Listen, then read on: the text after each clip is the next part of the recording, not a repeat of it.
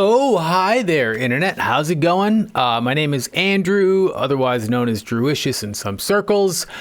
Welcome to my basement. We're literally in my basement. Today, we're going to get into the fifth of a five-part series, the final series, I guess. I'm going to move over a little bit here.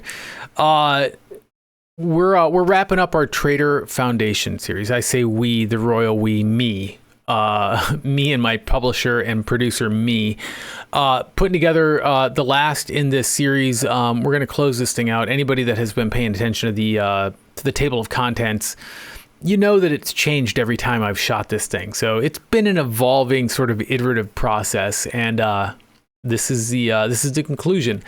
So we're going to go through some stuff here to try and put the whole thing together, to try and give you, I'm assuming that you're a newer trader looking for some information, try and give you all the pieces you need to go out and start doing it, to hopefully go start making some good decisions, and to what I'm going to qualify, right? I'm not going to tell you exactly what you have to do in order to make $1 million. I'm going to start to try and hopefully telegraph to you the mindset that I believe is helpful in crafting a successful trader. So if you're just here hoping that someone's going to tell you, follow these 10 steps and you'll profit, that's not what we're going to do here. So you can stop if you want. It's okay. We're going to flip over here. I'm going to exchange the ratios for you, the viewer, of how much of my face you see to how much of the content. You ready? Bam. All right. Much better. So, let's go ahead and jump in. Like I said, part 5, it is, I admit, a little strange that our final segment is called Getting Started, but I feel like it makes sense if you think about it, right? We've gone through some stuff and we're ready to kind of to kick you out of the nest. You're ready to go. We want to give you the tools to go and start trading. And right, we're not done with videos. I'll put more content out. We got way more stuff to talk about. I have more to learn. And as I learn it, I will share it with you guys. With any luck, I am spending hours and hours of things, understanding things, and trying to give it to you in minutes and minutes. That's my goal anyway. So yeah, the goal with this session is to get you started, to go out and start putting, well, we'll get to you putting your money on the line, right? But to go out and start actually doing some trading if you haven't already started with that. So today we're going to cover the difference between the different types of asset classes, or at least the asset classes that I care about. We're going to talk a little bit about the importance of rules and maybe some rules that you can implement. We're going to talk about getting a strategy put together. Your very first strategy. There are, I don't know, millions. I assume millions, tens of millions, billions for all I know, of strategies that are out there. The different ways that you can trade, but I found it very hard to come up with how do I get started. So we're going to spend some time on that. We're going to talk about practicing it, and then we're going to talk about iterating through things, about gathering data and trying to modify your strategy and your approach and the tools you have available through data. So I hope that doesn't sound too terrible. Let's get into it. Before we get into it, I need you guys to do me a favor. Click the like button. It helps me out. It costs you nothing. It's one thing. If you've gone this far into it, you're not that irritated by me. So throw me a bone. Click the button.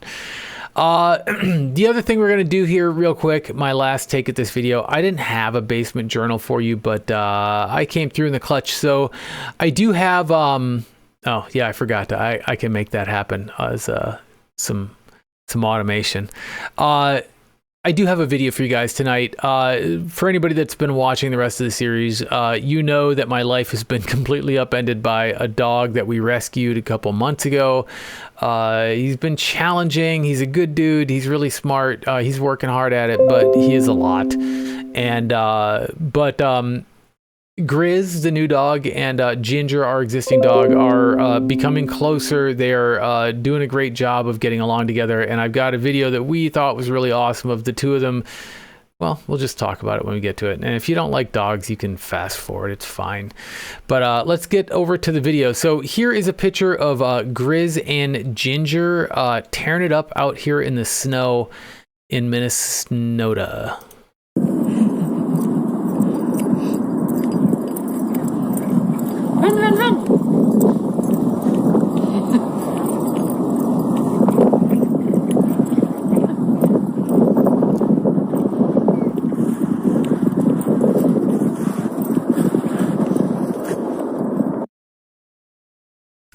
I legit feel like we might have a sled team. We've got a friend who apparently has something to do with dog sledding, and I want to find out if they're available. Grizz is part Malamute, so he is absolutely ready to do some sled towing.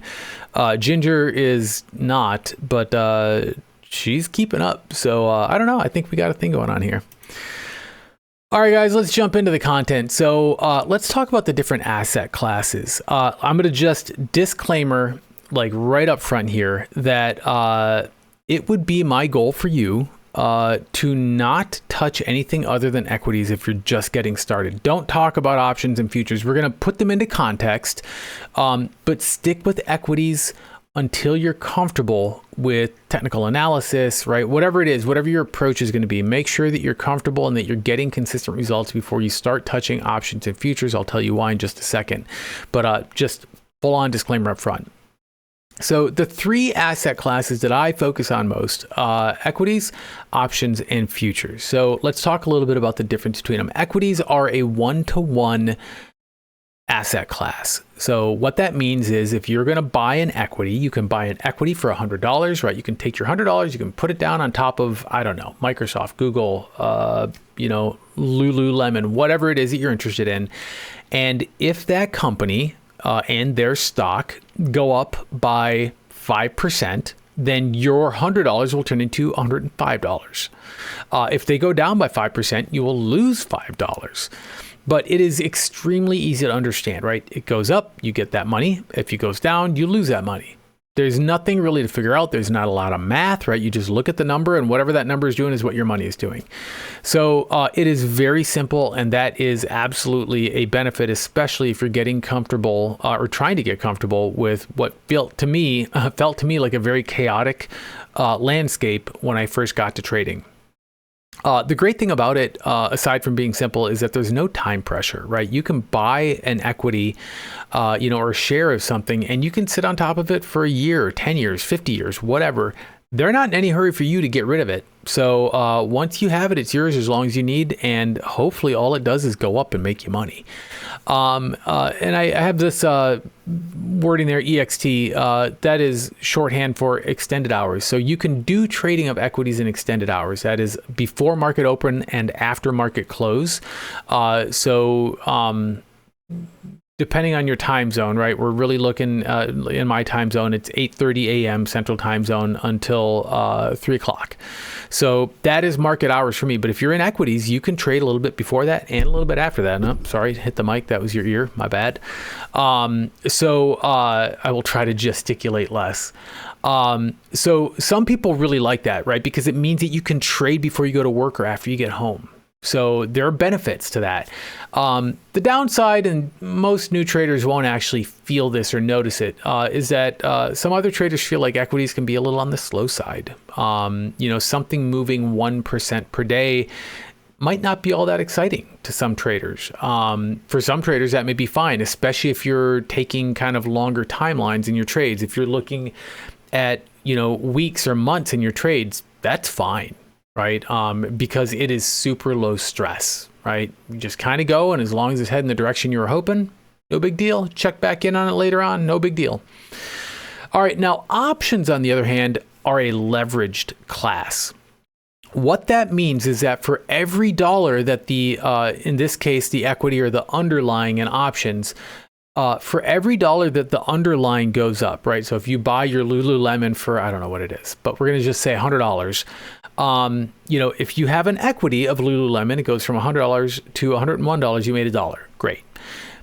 However, if you buy an option of Lululemon, when that underlying or that equity goes from $100 to $101, your option contract may go up 20%, right? So it moves. That's why they call it leverage, right? Because you have leverage as it moves forward. So that $1 movement in the underlying can result in a massive move in the equity.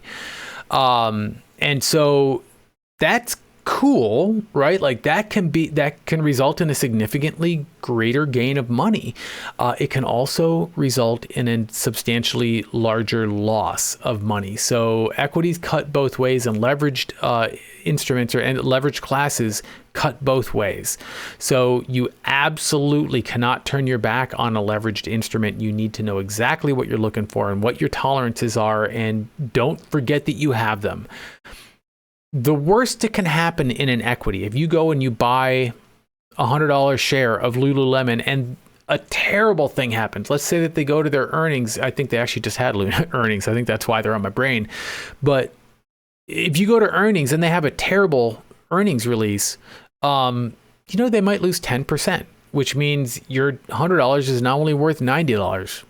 That's not great, but you still got $90. If you have options in Lululemon and they drop 10%, that option is useless.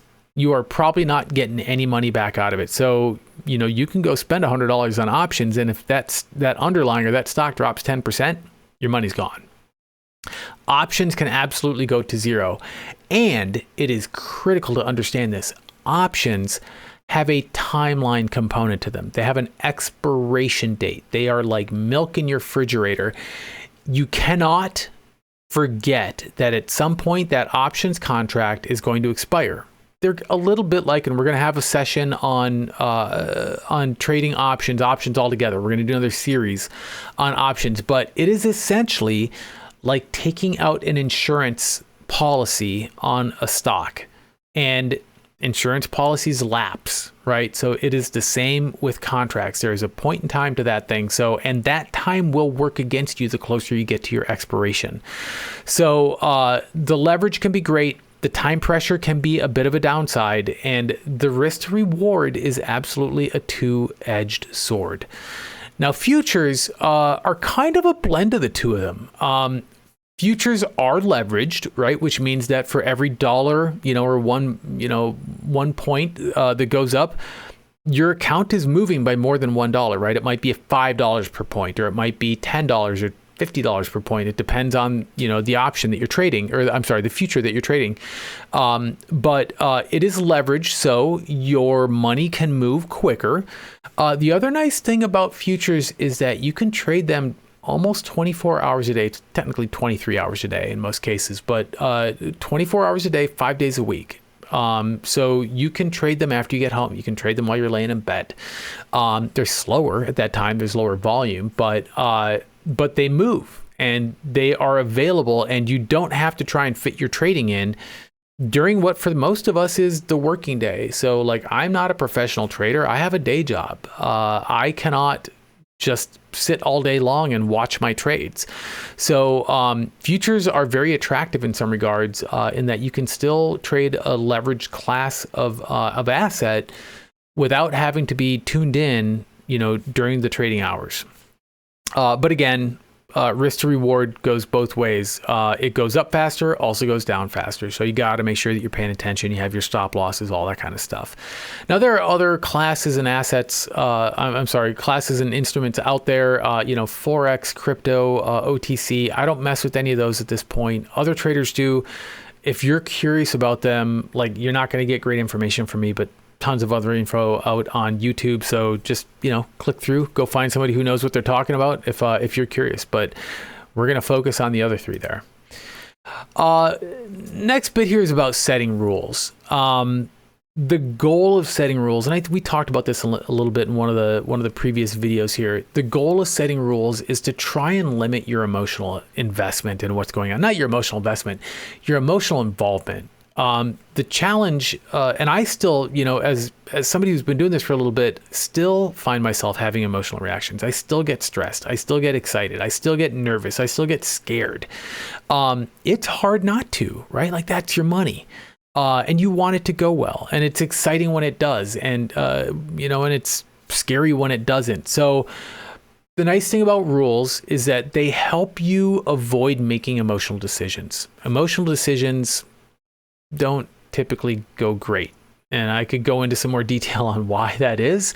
But at the end of the day, like, when your emotions get involved, you're trying to prevent things. You're starting to change the way that you think about things, and your intellect starts to disengage because your body is making decisions, or, different parts of your brain are making decisions for you. So having rules is really important, and they can be anything, right? There's no universal set of rules that all traders should use, but I can throw some common ones out there, and you can decide if they're a good fit for you. You can invent your own rules. You can check around and find out what other rules people are using. But like, one of my rules is I don't take trades for at least 15 minutes after market open.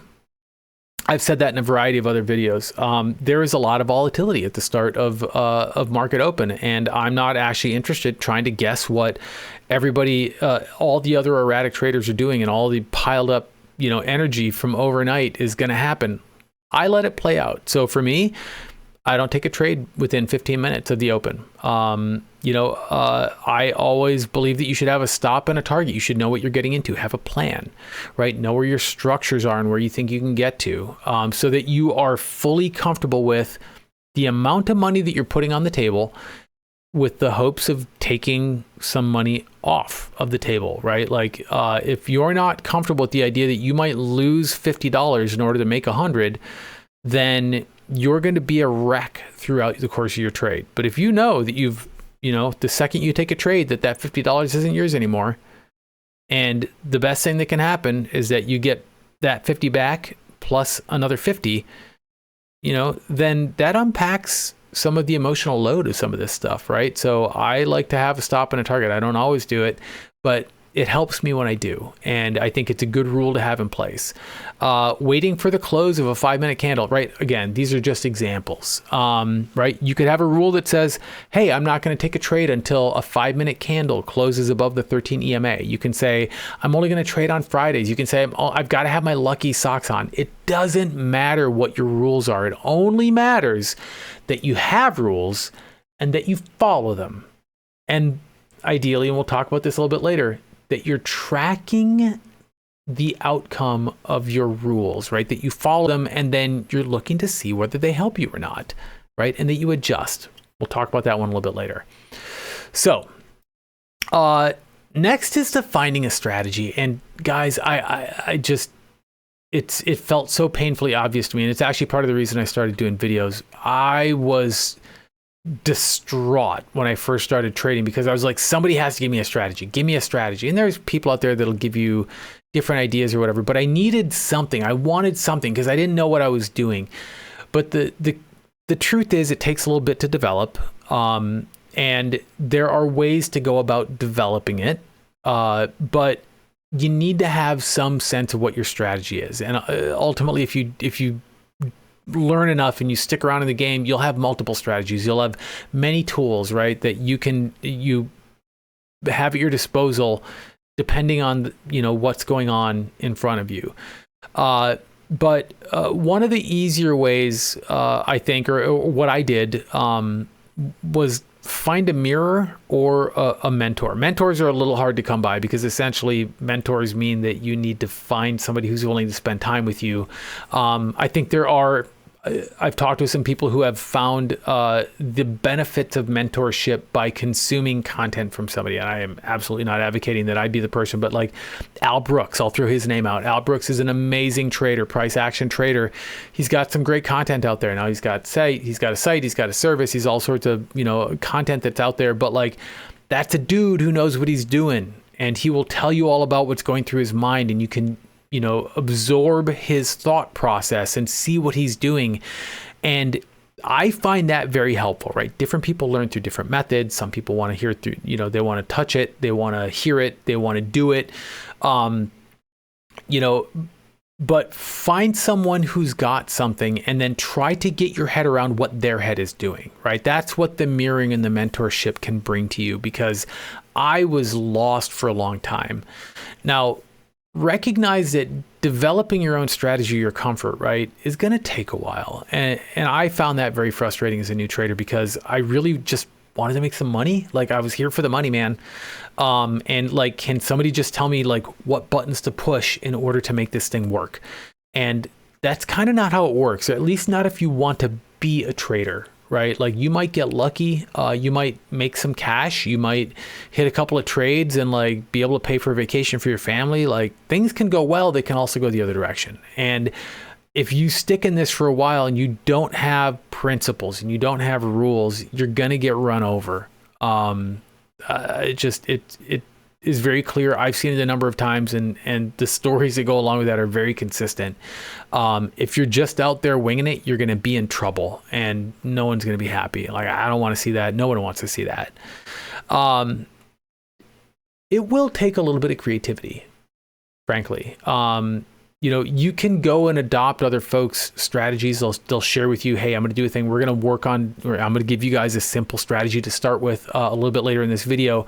But the truth is, if you spend some time doing this, you're going to come up with your own thing, right? And if you do a good job of experimenting and gathering data, you're going to come up with something that works way better for you than anything that anybody else is going to give you, right? Like, they're just sharing for you the results of their process, but you'll become your own trader when you develop your own process. And it's just going to take a little bit, right? It's going to take some creativity. It's going to take some experimentation. It's going to take some effort. And I know that that's not what anybody wants to hear when they get here, but like, that's what it takes to become, a good trader, right? If that's what you're actually shooting for. And it's critical that you're comfortable experimenting stuff and that you keep track of the results of those experiments. One of the important things here as we talk about your strategy is going to be, what is your timeline? What is your comfort with touching stuff? How frequently can you come in? How often can you check on things? Right? There's some really easy buckets here that we can talk about, right? Are we, do you want to just like throw some cash away or throw some cash into something and check back in a year or two and see if it's going well? Are you comfortable with letting something sit for a couple of months? Would you like to throw something out there for some weeks, days, hours, minutes? You have to kind of know what timeline you're into, because the truth is, your timeline is going to tell you how frequently you're touching it, right? How often you have to check on a thing, right? You're not going to say like, I'm going to bake a cake over the course of the next couple of weeks, right? And you'll check in on it on Mondays, right? Like, that's just not how it works, right? Like, if you want something that's going to take weeks, you're going to, plant a seed in some dirt and you're going to water it, right? If you want something that's going to take months, you're going to put a tree in the ground and make sure that it's healthy, right? Like, the timeline matters a lot, and it's critical that you understand how much time you can put into monitoring it, because that's essentially what you're doing here, is how often can you check in and how much energy can you put into it. So if you don't have a lot of time, you're probably more of an investor, right? You're going to do some fundamental analysis on something and then put your money down and then like check back on it next year, right? Wait till next New Year's and see if it's up or down. Whereas if you're looking to make something happen now, right? Sooner, if you want to be a day trader, you're going to be talking more about minutes and hours, than you are about days and weeks and months. So identify your timeline and your comfort. That will help you understand what sort of strategy you're looking for. In some ways, some strategies can work on any of the timelines. The strategy we're going to talk about here a little bit later will work. Well, actually, in this particular slide, will work on any timeline. So I'm going to give you a thing to start with, right? That you just pick your timeline and this thing will help. It will give you somewhere to start. I'm realizing right now that I don't actually know whether my Think or Swim is going to be a good view here. Let me find out. Oh yeah, it works fine. So we're going to jump into that here in just a minute.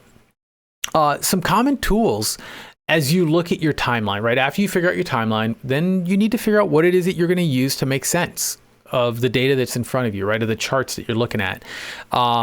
Common tools, right? Moving averages, right? Simple moving averages, exponential moving averages, VWAP, Bollinger Bands, TTM squeeze indicator, RSI, MACD. There's hundreds, if not thousands of indicators that are out there that are meant to sort of help you make sense of what you're seeing, right? I know traders that don't use any of it. They just look at, naked charts and use raw price action. But I think I found, and I still use indicators. I still find them helpful. I still use them for confluence. But, you're going to have to kind of figure out which ones make the most sense to you. And that is going to go, back to the experimentation. It's just you looking at charts with different indicators to say, oh yeah, I see what's happening here. I could have seen that bounce coming. I saw that reversal happening. So play around with those things and find out which one works for you, right? But let's talk a little bit about just an initial strategy, a very simple strategy that isn't great, but it's a starting point for you. It's something to build off of. And my challenge to you, and we'll talk about it after we're done here, is going to be to improve upon it. So with that said, let's go over and take a look at Think or Swim. This is my broker choice. Does not matter what broker you prefer. This is the one that I'm using and the one that we're going to be going through here today. So I've got, it doesn't matter what ticker we're on here, but I've got a ticker up, and what I have drawn out here is the 13 EMA. The 13 EMA, it's just it's an exponential moving average. I talk actually in, I think, the previous video a little bit about what an exponential moving average is compared to a simple moving average. But at the end of the day, it is a lagging indicator, which means it is only telling you information about stuff that's already happened in the background. That's already occurred, but it gives you some sense of movement through time. That is the point of these, right? So the 13 EMA is just giving me a rough average of where I'm at right now in relationship to the last 13 bars. And you can see it's this white line here on the chart. And the idea with this strategy that we're going to talk about today is essentially that you could only take trades when a candle closes above the 13 EMA, and then you close it when a 5-minute candle or whatever. I'm on a 5-minute right now, but I'm going to show you here in just a minute. It works on all timelines, but we're on the 5-minute chart right now, right? So if we were looking at this chart, and we are, your strategy could be, hey, I'm only going to buy when I see 2 candles close above the 13 EMA, right? So that would clear out a lot of this chop here, right? If we look at this chop here, here's one candle closes below the 13 EMA. And then this one closes, we had a green candle coming up. Now you could take a position here, right? We technically closed below the 13 EMA, and that would mean that you would actually have an opportunity to go short there. Then we went up and we had another candle that closed above the EMA, closed above the 13 EMA, and we went up. Now I would classify all of this as chop. I'm not interested in trading in this, right? But that's what we're doing here for a strategy, right? We're looking for something, some rules that we can follow that help us understand when we can make a trade, right? And this is going to be in and out all day long if you trade in here, right? So you could change your rule to say, I want 3 candles above the 13 EMA before I take an entry, right? And this is where we're going to get into the challenge. My challenge to you guys is to just pick a thing, right? The 13 EMA, the 25 EMA, VWAP, Bollinger Bands, anything, right? Pick an indicator, and your goal is to come in and look at what price action is doing around that indicator to see if you can tell clearly when a good time is to take an entry. Now, if we keep moving through this thing, right, like I said before, this is all chop, right? I would not be interested in taking any of this because it's just up and down and up and down. But look what happens over here. Once we actually get to a range where we start to move a little bit, right, what do we see? Well, we have one candle closes above the 13 MA, and then another candle closes above the 13A. And then we have 1, 2, 3, 4, 5 candles that close above the 13 EMA, right? And it's not a bad run.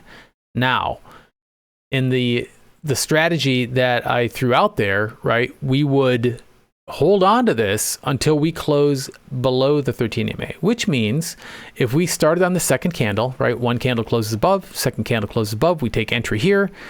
That would mean that we would get entry from here and we would get all the way up to here, right? So now there's clearly more profit on this move here than there is from here to here, but there's nothing to tell us that this is the top, right? Now you could just go in and use a moving stop loss or a trailing stop loss and just take yourself out of a trade up here. Totally fine, right? Your strategy could say take entry here and use a trailing stop loss and, take me out when the price drops 10%. Totally valid strategy, right? Experiment with it, find out if that works, see what your win rate is, make sure that your risk to reward ratios are good, right? But that's totally valid. But with this very simple strategy that I'm talking about, right? You can take entry on the second candle after it closes above the 13 EMA, and then you close out when you close below the 13 EMA. Let's look for another example of this one. Closes above, we could take entry. This one didn't close, and look at this sweet run there. Oops, went the wrong way. All right, so closes above, we take entry, drops out, a little scary, doesn't close below, and then we get this whole ride all the way up, right? So this can work, right? I'm not giving you guys a total garbage strategy, but it's not necessarily going to be a super high win rate, right? We're going to see all like that chop that we looked at over here. This is going to be a lot of loss and pain, right? When we get up here, like it's great for big moves, right? We can see this one here. Well, this one closes below, that one closes below, and then there's not much more. Then we get a reversal. Then it goes the other way, and you get these huge candles here. Oops, going the other direction. We get these huge candles here. One candle, two candle, but we still get to move up. But by the time we get in here, we kind of get out at the same time over here, right? By the time we close below. So play around a little bit. Change it from the 13 EMA to the 21 EMA. Change it to the 9 EMA. Change it to the 20 simple moving average. Use two of them. What about when you see a crossover between the 13 and the 21, right? Like if you continually play around in order to say, I see it clearly now. I see where the trends are at. I see where my safe moves are, and I can avoid getting trapped in chop if I add a second indicator, right? That's what you're looking for. You're looking for something that helps you see it clearly, because these are not driving the market, right? These are just helping the humans make sense of it. So play around with it until it makes sense to you, right? Until you can see this move coming more often than not. Not that you can see it coming, but you can see that you should stay in the trade, right? You can't see what's coming. You can only play what's in front of you. So that is my challenge to you, right? Take this 13 EMA strategy and see if you can improve upon it, right? But you can trade on it in the meantime while you're working on coming up with something a little bit better. Now you can start to introduce other things here, right? Now you can see I've got some other studies down below, right? There are things you can start to introduce what's going on with the volume. You can introduce what's going on here with RSI. I've got RSI as a dotted line here, right? So when I see RSI, go above 70, I'm going to go ahead and take myself out of the trade, right? And then we get a dump down. And when I see RSI tapping on 30, I might be interested in getting back in. Well, and then we see it bounce back up, right? You can add all these elements in to start to build a strategy that works for you. I know people that only do crossover of RSI. I'm sorry, this is MACD, right? If you were to take the crossover of the MACD here, well, we crossed over to the downside. Well, if this is the crossover MACD here, that means you get in here and you could play this whole downside, and you'd get out at the crossover here. But that's all the way over here, right? But you can play crossovers, especially on big moves. There's a ton of ways to do it, guys. The way that you actually do it, right? All you have to do is get started. But the way that you get started is less important than the fact that you're willing to start experimenting and learning and figuring out what actually works for you. All right. So that's my starter strategy for you guys. Again, I'm not advocating this is a good strategy. I'm just putting a thing in play for you to start researching, go hit YouTube. There's a ton of other ideas out there. I just wanted to use a simple illustration. Oh, I'm sorry. I wanted to cover one more thing here. In here, right, we're looking at the 5-minute chart, but back to that timeline thing we were talking about before, right? What is your timeline? Are you looking at, are you looking at years? Now you can see this 13 EMA, it works. I'm looking at the weekly right now. You can see that the 13 EMA still works even on the weekly, right? You can rode this all the way up, and then suddenly we get down, and you can still see where we're sticking, below that EMA. What about on the daily? Well, on the daily, you can still see that we have clear trends that are down, and a little bit of chop, clear trends that are down, clear trends that are up, clear trends that are down, clear trends that are up, right? Like, that's all we're looking for here, is to determine when things are on their way up or things are on their way down. 13's as valid as anything else, right? You can change it out to something different. Doesn't really matter as long as you can see it. All right, just wanted to make that point that, something like this can apply on multiple timelines, but it is important that you know which timeline it is that you're comfortable with. All right, moving on. Let's see here.